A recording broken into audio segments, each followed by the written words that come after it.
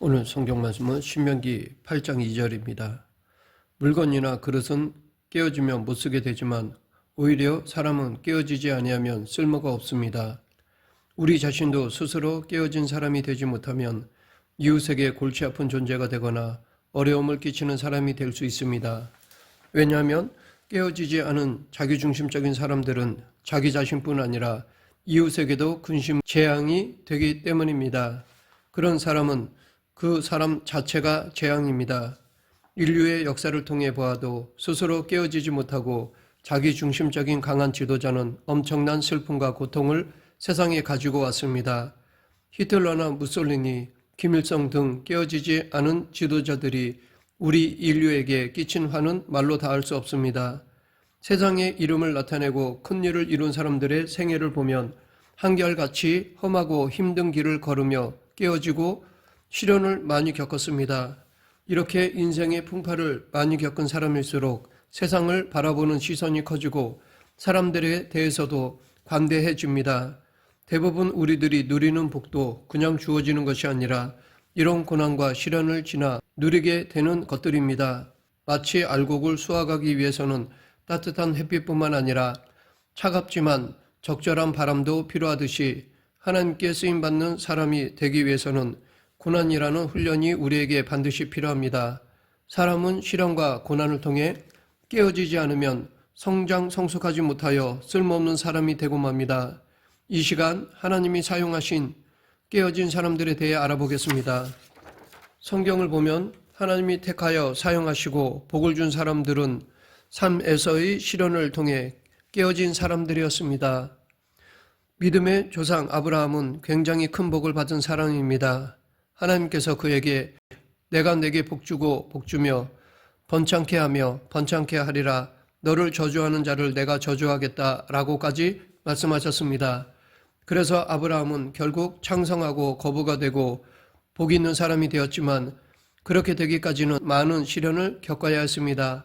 아브라함이 하나님의 명령을 따라 고향인 갈대아 우르를 떠나 가나안 땅으로 내려가자 큰 기근이 다가와 먹을 것을 구하러 애굽으로 내려갔습니다.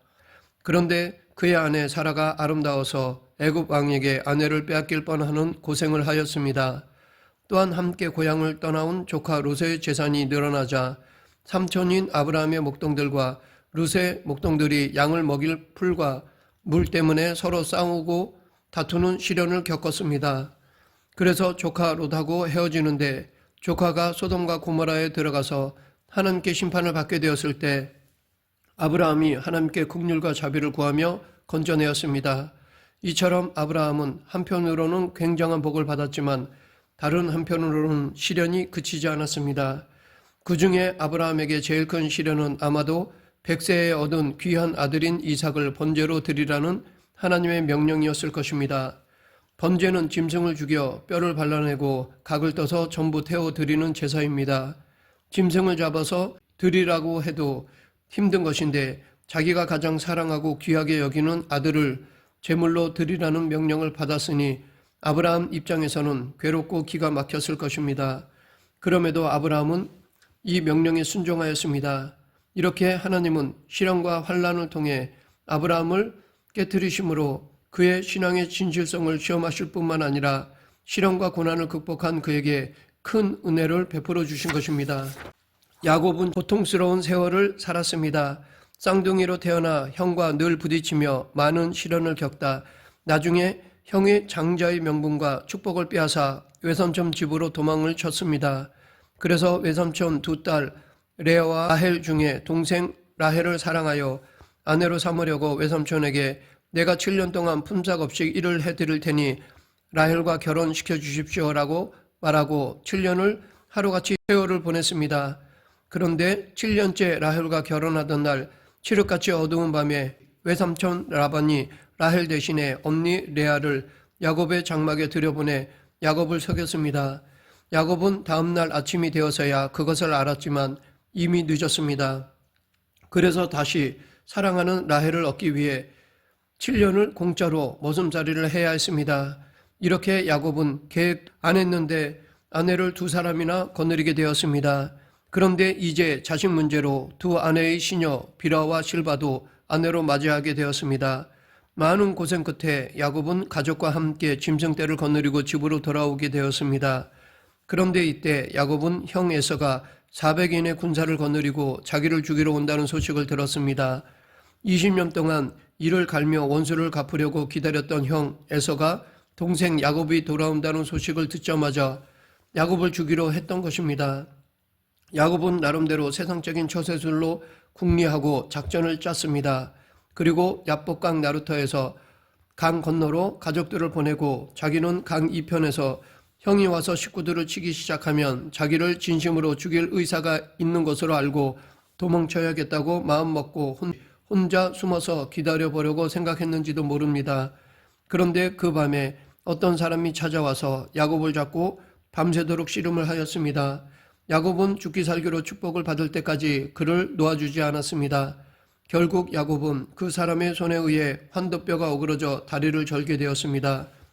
형 에서는 400인의 군사를 거느리고 오는데 이제 절름발이가 되었으니 달아날 희망이 사라졌습니다. 야곱은 얼마나 다급했던지 형을 보고 7번이나 절을 하였습니다. 그런데 절뚝거리는 야곱의 모습을 본 형 에서에게 갑자기 국률한 마음이 생겼던 것이었습니다. 그도 그럴 것이 밤새 씨름하여 얼굴과 복장이 지저분하고 거기에다 장애까지 입었으니 형이 보기에 불쌍해 보였던 것입니다. 형 에서가 달려와서 목을 얼싸안고 아마도 20년 동안 안부 한 번 없이 그렇게 살았으면 몸이라도 성할 것이지 절름발이가 되어서 왔냐, 내가 너를 도와주겠고 너를 보호해서 데려갈 것이다 라고 했을 것입니다. 이렇게 하나님께서는 야곱에게 복을 주시기 위해 대단한 시련과 고난으로 그를 깨뜨리신 것입니다. 야곱의 11번째 아들 요셉은 형들에게 시기를 당해 애굽의 종으로 팔렸습니다. 보디발의 집에서 10년 동안 종살이 하다가 설상가상으로 보디발의 아내의 참소를 받아서 3년 동안 억울하게 감옥 생활을 하였습니다. 그런데 이렇게 13년 동안 종살이와 감옥살이에 고생하며 미래가 전혀 보이지 않아도 하나님에 대한 신앙을 지켰습니다. 요셉은 그런 모진 고난과 시련을 통해 깨어짐을 많이 경험했을 것입니다. 하나님은 그런 그를 높이시어 애굽의 국무총리가 되게 하셨습니다. 나중에는 그를 팔았던 형들이 다 와서 그 앞에 무릎을 꿇고 사죄하는 놀라운 역사가 일어났습니다. 이스라엘 민족의 지도자 모세는 하나님의 섭리로 바로의 딸의 양자가 되어서 바로의 궁에서 자랐습니다. 그는 40세 때 민족을 돌아볼 생각에서 자기 동족을 괴롭히는 애굽 사람을 쳐 죽였는데 이 사건이 동족에 의해 들통이 나서 미디안 광야로 도망치게 되었습니다. 그곳에서 미디안의 족장이 이도로의 딸과 결혼하여 40년간 광야에서 살았습니다. 40살의 젊은 나이에 광야에 들어온 그가 40년 동안 이름 없이 빚 없이 무명의 목자로 살았기에 이제는 세상에서 잊혀진 사람이 되었습니다. 머리도 백발이 되고 몸도 허리가 굽어지고 세상에 대한 열정도 사라지고 이제는 다 끝났다고 생각할 때 하나님이 찾아오셔서 불붙는 떨기나무에서 말씀하시고 그를 이스라엘의 지도자로 사용하셨습니다. 모세도 그렇게 40년 동안의 시련을 통해 깨어지고 난 후에야 하나님의 종이 될 수 있었던 것입니다. 오늘 본문 2절, 내 하나님 여호와께서 이제 40년 동안에 내게 광야길을 걷게 하신 것을 기억하라. 이는 너를 낮추시며 너를 시험하사 내 마음이 어떠한지 그 명령을 지키는지 지키지 않는지 알려 하심이라. 하나님이 우리를 낮추시고 시험하시는 것은 당신의 명령을 지키는지 지키지 않는지 보려고 하신 것입니다. 그런데 단지 순종 여부를 보기만이 목적이 아니라 그 근본 목적은 우리에게 복을 주시기 위함입니다. 그러하기에 하나님은 우리가 이 복을 받기 위해서는 우리의 교만과 오만을 깨뜨려 낮추시는 광야와 시련의 과정을 반드시 겪게 하십니다. 이런 이유로 우리가 겪는 고난이나 시험은 복의 통로가 되기도 합니다. 그러면 깨어진 사람과 안 깨어진 사람은 무엇이 다를까요? 성경을 보면 그 차이가 분명합니다. 깨어진 사람은 하나님이 자신의 삶의 주인이 된 사람입니다. 자기는 아무것도 아니고 오직 주님 대신 예수님만 드러냅니다. 반면에 깨어지지 않는 사람들은 세상의 모든 것들을 자기중심적으로 판단하고 자기를 높이고 자랑합니다. 그러하기에 누구를 만나 이야기를 할 때 항상 자기를 높이는 사람은 아직 깨어지지 않은 사람이라 생각됩니다. 왜냐하면 깨어진 사람은 모든 것이 하나님의 은혜요 하나님께서 하셨습니다 라고 고백하기 때문입니다. 또한 깨어진 사람은 환난과 시험을 당해도 기도하며 그런 상황 속에서도 감사의 말이 나오는 사람입니다. 왜냐하면 진정으로 깨어진 사람만이 범사에 감사할 수 있기 때문입니다. 그런 사람은 무엇이든지 감사하며 믿음으로 인내합니다. 그러하기에 이런 사람하고 시간을 보내면 기분이 좋습니다. 긍정적으로 말하고 감사하고 서로 칭찬을 주고받으니 참 좋습니다.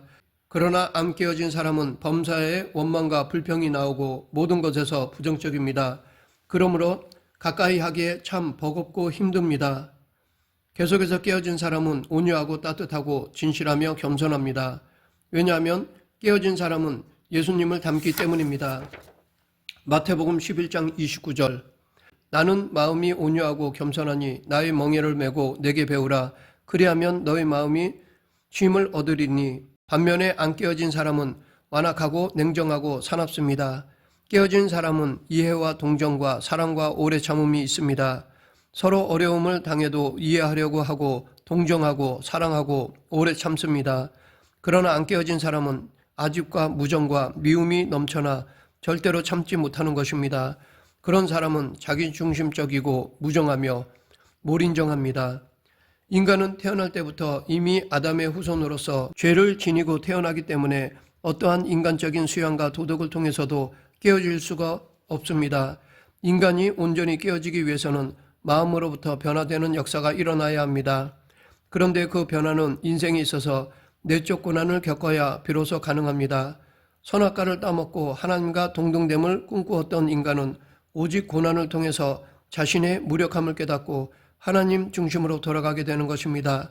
자신의 한계를 철저히 깨닫는 좌절이 있어야 가능합니다. 물론 누구나 마찬가지로 고난당하는 것을 좋아하는 사람은 없을 것입니다. 그러나 하나님은 고난을 통해서만이 우리가 깨어진다는 것을 잘 아시기 때문에 우리가 감당할 만한 고난을 당하게 하십니다. 그 고난이 아무리 힘들어도 우리가 충분히 감당할 만한 것입니다. 그래서 사도 바울은 고린도전서 10장 13절에서 사람이 감당할 시험밖에는 너희가 당할 것이 없나니 오직 하나님은 미부사 너희가 감당하지 못할 시험 당함을 허락하지 아니하시고 시험 당할 즈음에 또한 피할 길을 내사 너희로 능히 감당하게 하시느니라 라고 하였습니다. 또한 히브리서 기자는 히브리서 12장 5절 6절 그리고 11절에서 또 아들들에게 권하는 것 같이 너에게 권면하신 말씀도 잊었도다. 일러스되 내 아들아 주의 징계하심을 경히 여기지 말며 그에게 꾸지람을 받을 때에 낙심하지 말라.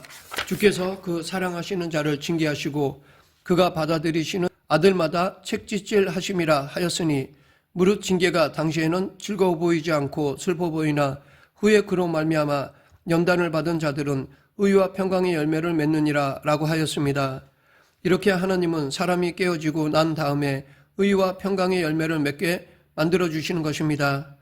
그러므로 사람은 먼저 깨어져야만 악인의 꾀를 버리고 오만과 교만을 버리고 온유하며 순종하고 겸손한 믿음의 사람이 되는 것입니다. 온전히 깨어진 사람만이 믿음의 사람이 됩니다. 깨어지지 않은 사람은 누구든지 무엇이든지 자기중심적이고 자기를 높이기 때문에 믿음의 사람이 될 수 없습니다. 깨어진 사람은 살든지 죽든지 흥하든지 망하든지 성하든지 쇠하든지 주님 뜻대로 하십시오 라고 고백하기 때문에 하나님 중심적이고 예수님만을 높입니다. 그러므로 온전히 깨어진 믿음의 사람은 하나님의 일을 이루게 됩니다. 우리가 예수 믿는다는 것은 갈보리 십자가에 달린 예수님을 바라보고 우리도 예수님과 함께 십자가에 못 박혔다고 믿고 말하는 것을 의미합니다. 그리고 예수님이 죽음을 이기시고 다시 부활하셨듯이 우리도 의롭다 인정받고 부활할 것을 확신하는 것입니다.